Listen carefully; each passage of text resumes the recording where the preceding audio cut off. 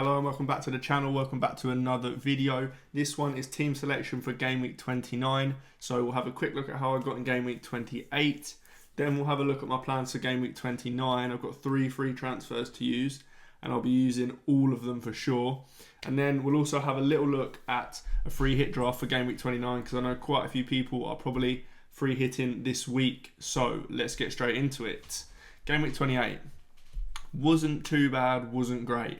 I was 11.5k before this game week started and I ended it at 12k. So small red arrow, 59 points, but I rolled my transfer. I wasn't expecting loads from this game week anyway, so not too fussed by it. Verbruggen with 2 points, not ideal, but Verbruggen has done more than enough over the last couple of weeks that I can take this 2 points absolutely fine. Munoz with 6 points. Now, that's not too bad. Ipswich was obviously the fixture, so I was slightly worried that I didn't have any Palace attackers. I kind of wanted an Eze or a Sarr, but kind of got away with it a little bit. And Munoz came in with a clean sheet, so pretty happy with that. 2 points from Mikalenko, 2 points from Trent. Neither of those are ideal. I mean, if Hall didn't get injured, I probably would have played Hall over Mikalenko, but it is what it is. I mean, the Trent one is slightly annoying, but still. Mbeumo with 2 points, Semenyo with 1 point, Palmer with 1 point. Now, the whole Palmer captaincy thing, let's talk about Mbeumo and Semenyo first. Semenyo, pretty frustrating. He just looks really good every single game. He's involved in everything good that Bournemouth do. Yet, he'll just pick up a yellow card and blank. It is what it is. I won't be selling him anytime soon, for sure. Mbeumo, again, slightly annoying with 2 points, but I mean, he's done his fair share over the last 3-4 weeks anyway, so can't be too annoyed at that. Palmer, now I think I mentioned it in the last team selection. I mentioned that Palmer captaincy was an option, but I think the only good reason, I put a post on X about this before the game week deadline. I think the only good reason to have captained Palmer was if you wanted to go against the masses, essentially, and go for like a differential captaincy option. I don't think there was any valid reasons that he was a better captaincy. The fixtures were both very good, so Southampton at home and Leicester at home, kind of equal fixtures, I'd say. But Liverpool and Salah are just better than Chelsea and Palmer. The whole expected minutes thing, everybody was making a case that Salah has PSG and then a cup final. I'm not really that sure that Maresca will see the kind of European fixtures for Chelsea midweek and then an Arsenal fixture as less important.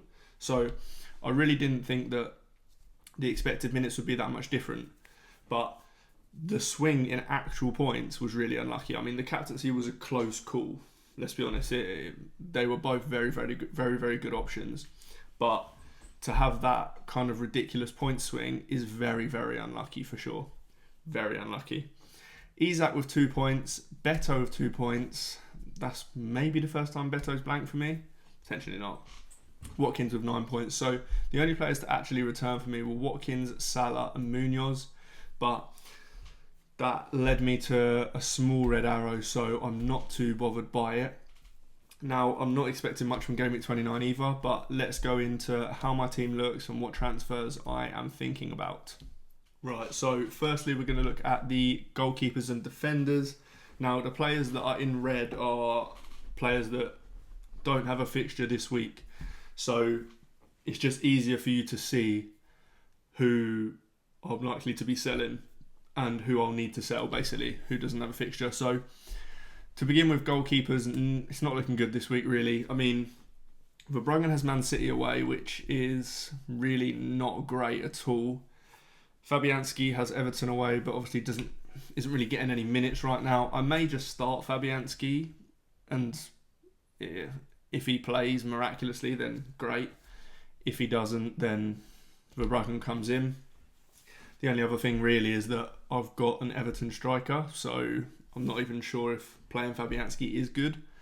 Whereas at the moment, I don't have a Man City striker or forward or any Man City player at the moment anyway.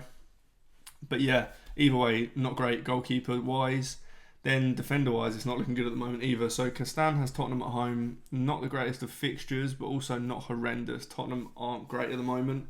However, they can always be quite dangerous going forward. Fulham defence has been a bit ropey as of late. But Castan's pretty attacking, and he just, more importantly, he plays this week. So he'll be going nowhere. He will be starting. Mykolenko with West Ham at home. Not actually a bad fixture at all. I don't mind this. As you'll know if you've watched my videos before, I'm a West Ham fan. So, well, not that that really means much, but I don't hold much hope of us doing well in many fixtures at the moment. Especially with David Moyes back against West Ham. He's got Everton playing pretty well, so I don't mind playing Mykolenko in this fixture. Then, obviously, I've got Lewis Hall and I've got Trent there. So, I've got Munoz on the bench too. I've laid this out in a way that the players that I'm putting on the bench are players that I'm probably going to keep, and players that I've put in my 11 are players that I'm going to sell, just so it's easier to see who I'm selling, who I'm playing, who I'm benching. So Munoz is one that I'm most likely going to keep now, just because I've got a bit of value tied up in him, and I can play him in game week 30. If I then wildcard in game week 31 and I want to keep him, then I've got that value still. So Lewis Hall is definitely one that will be going for sure. I'll talk about my transfers properly once I've done the mids and forwards, but Lewis Hall is definitely one that's going to be going. He's out for the rest of the season, I think. Trent is one that I'm not sure on yet. I may sell, I may keep. I will definitely wait for more information from any press conference about his injury that he got on Tuesday evening against PSG. But yeah, not quite sure what I'm going to do with him. I'll talk about it more when I've done the mids and the forwards. So midfielders, now I have Wemo with Bournemouth away. I don't hate that necessarily, but I'm probably going to have a few Bournemouth players, so there will be a bit of a clash there. But in isolation, I don't mind Wemo with Bournemouth away. Semenyo has Brentford at home. I've currently got the captaincy armband on him, but you can almost ignore that because I will probably captain someone that I transfer in. So don't worry too much about that. But I'm really happy I've got Semenyo in general. Then we have Rodgers, who doesn't have a fixture. I will almost definitely sell him. Then we've got Palmer, Arsenal away. Not a great fixture, but it doesn't make any sense for my team to sell him. I know a few people are in a position where they can sell him to get Haaland. For me, it makes no sense to sell him. So I'll be keeping him, but I'm not expecting much of Arsenal away. And then Salah is on the bench. Salah is one that I'm not set on keeping as such. What I need to really think about with Salah is if I want him on wildcard in game week 31. And I don't know if I will at the moment. I'm a bit 50-50 on it. So if I don't want him on wildcard in game week 31, then I'm quite happy to sell him this week and lose the value I've got in him. If I do want him on wildcard, then I'll just bench him because I don't want to lose the value I've got in him. That's kind of where I'm at with that. Forwards, I have Isak on the bench, obviously. He is one that he's probably, him and Munoz, I'm pretty set on keeping, to be honest. Isak obviously has a double in 32, but that probably won't really matter because I'll be wildcarding in 31 anyway, most likely. But I'll be keeping him because of the value regardless. Then Watkins doesn't have a fixture. I'll definitely be selling him. Beto has West Ham at home. As I mentioned, I kind of like that fixture. The vice captaincy is on him. He is one that I actually don't mind as a captain option. I do think West Ham defence is bad. I do think West Ham in general are bad. That could be the anti-fan bias in me, but David Moyes has got Everton playing really well, and Beto is kind of at the centre of that, attacking wise. The only thing I'm slightly worried about is if Calvert-Lewin's going to be back. We haven't seen him yet, but I think now is around the time that we're expecting him back. Maybe it'll be after the international break in game week 30, hopefully. But yeah, that is how the team is currently. As you can see, I've got 7 players that don't play this week. I've got 3 free transfers, meaning that if I only use my free transfers, I'll be able to get 10 players out. So let's talk about that situation at the moment, and then there's potential that I'll take a hit. So what I'm currently looking at is Lewis Hall out, of course, Rodgers out, Watkins out. they're 3 players that are definitely going to be sold this week. Now, the players that I'm looking at bringing in, so defender-wise for Lewis Hall, I'm looking at Kirkes, I'm looking at Ait-Nouri, and I'm looking at Gvardiol. I do kind of like Mazraoui and Dalot as well, especially Mazraoui actually, but I think I just prefer Ait-Nouri, Gvardiol or Kirkes. So they're the 3 defenders I'm looking at. Midfielder-wise, I'm looking at Bruno Fernandes and I'm looking at Justin Kluivert. Now, Bruno Fernandes has got the minutes, obviously, and a nice fixture this week with Leicester, but I just really love this Bournemouth attack. So I am tempted by Kluivert. I'm just slightly worried about his minutes in Game Week 30, as he will be on international duty. I think he's pretty sure he's been called up to the Netherlands squad. So he'll be on international duty. Then he's got an FA Cup game against, can't remember who. Could be Man City, I'm not actually sure. But yeah, anyway, he's got a FA Cup fixture when he comes back from international duty, and then a few days later it's Game Week 30, which is a midweek game week. So yeah, not that sure about his minutes, but I do really like that attack, and Kluivert is a nice way to get into it. And then the forwards that I'm looking at, Chris Wood is the most likely one I'll go for. Evan Nilsson is an option, but as I just mentioned with Kluivert, Evan Nilsson is definitely a worry for Game Week 30. Evan Nilsson will most likely play in that FA Cup fixture, and I'm not sure that he is capable of playing kind of a weekend game, midweek game, weekend game. So I'll probably go for Chris Wood instead of Evan Nilsson. So my most likely scenario is Kluivert, Wood, and probably Kirkes. And then the next decision I've got is whether selling Trent is worth a hit. Now, if Trent wasn't injured, I'd most likely keep him, play him, because then I can play him in Game Week 30. In Game Week 30, they've got quite a nice fixture. I think it might be Everton at home, I want to say, potentially, which probably wasn't worth a hit to sell him and then not have him for Everton at home. But now he's potentially injured, it could be worth selling him for a -4. Now, obviously, that would be to then buy one of the other guys I mentioned, so Ait-Nouri or Gvardiol. Not sure where I stand on which one yet. So they're my most likely options. There is a world where I can get Haaland in.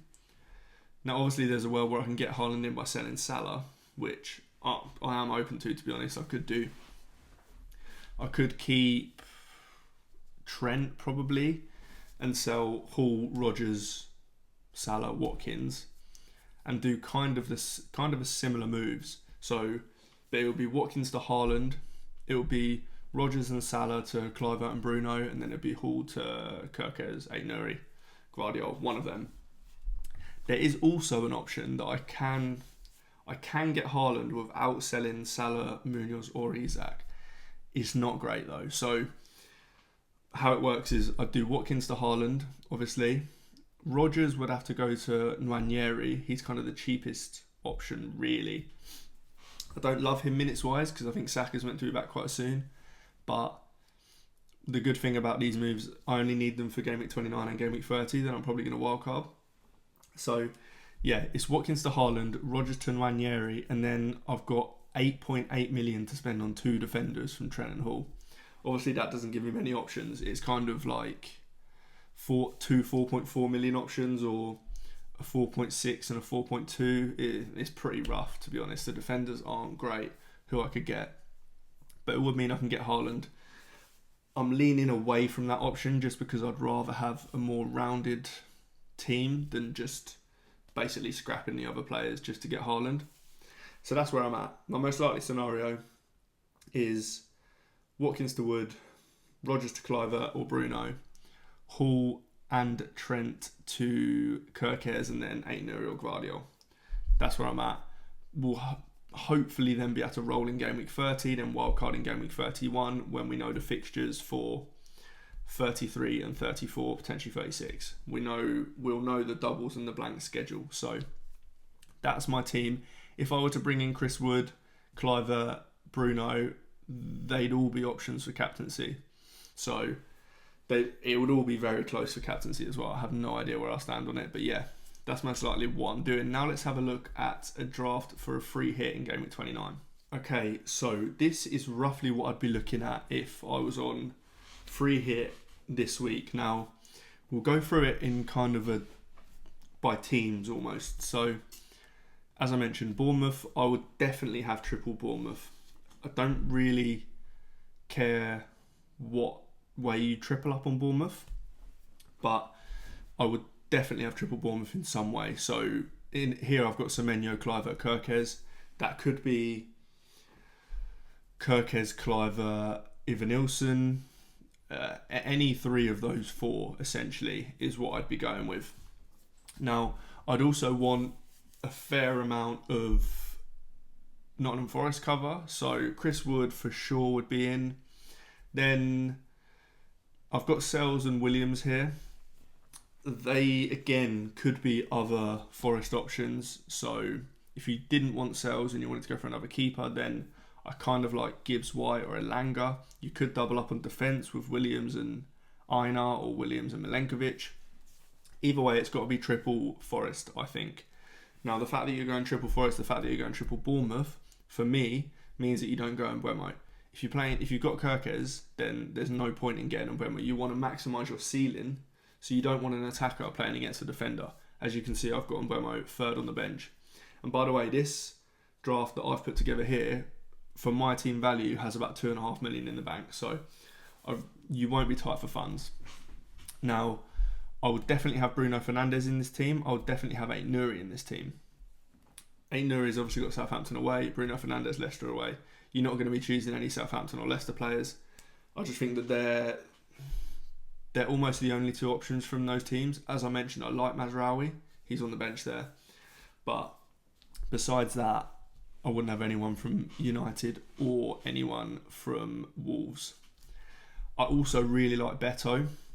That could be a bit of bias just because he's been fantastic for me. But I think that not many people can really buy Beto at the moment. He's going to lose his place, or potentially lose his place, when Calvert-Lewin comes back. So you haven't got many more weeks to gain from Beto. So I do think I'd have him in. Now, obviously, as I mentioned, you could have Evanilson. Beto probably has to make way if you choose Evanilson, meaning that you then have to go for a mid instead. So maybe you go Gibbs White in the midfield if you were going to go with Evanilson up front. And then you've got the City guys. So Haaland is a must if you're on free hit, an absolute must. Gvardiol, he's first on the bench here, but he's someone that you definitely could actually just start. He's really, really good. If Marmoush plays on the left, then he'll cut in quite a lot, take up central areas. So Gvardiol will be very attacking. So he's a really good option. Foden is a bit of a risky one now. This midfielder slot, the kind of fourth mid slot, is a bit difficult because there is quite a few good options, but no real great options, I don't think. I mean, Gibbs White and Elanga are the obvious other options, I'd say. There isn't any Wolves mids the Wolves mids like Bellegarde, Munetsi, Sarabia, you're never sure what minutes they're going to get, so you can't really go with them. I wouldn't go for anyone else apart from Bruno Fernandes from United. Everton mids don't really exist. So you're looking at either Foden, which if you like Foden's minutes, then I do think he's a good option, or you're looking at a Forest mid like Elanga, like Gibbs White, or maybe even Hudson-Odoi, although I prefer Gibbs White and Elanga. So this is roughly what I'd be going for. As I mentioned, if you're going to pick City players, then don't go for Brighton defenders, and vice versa. The same with Brentford and Bournemouth. If you're going to pick Bournemouth players, like Semenyo, like Kluivert, like Evanilson, then don't pick Brentford defenders against them. If you're going to free hit, you want to maximise your ceiling. And the same, I'd say, with Everton. I mean, a lot of people may be considering Bowen for that Foden slot, but if you're playing Pickford, say, or you want Mikalenko in there, then there's no point in getting Bowen, because if Bowen scores, your defender or goalkeeper loses their clean sheet. But yeah, this is roughly what I'd be going for. I think Bournemouth players are important. I think Forest players are important. I'd have a couple of City players, and then yeah, I'd definitely have Bruno and Aït-Nouri. That's the kind of mainstays, I'd say. But yeah, that's all for this one. If you like the video, do hit like, do subscribe, and I will see you in the next one.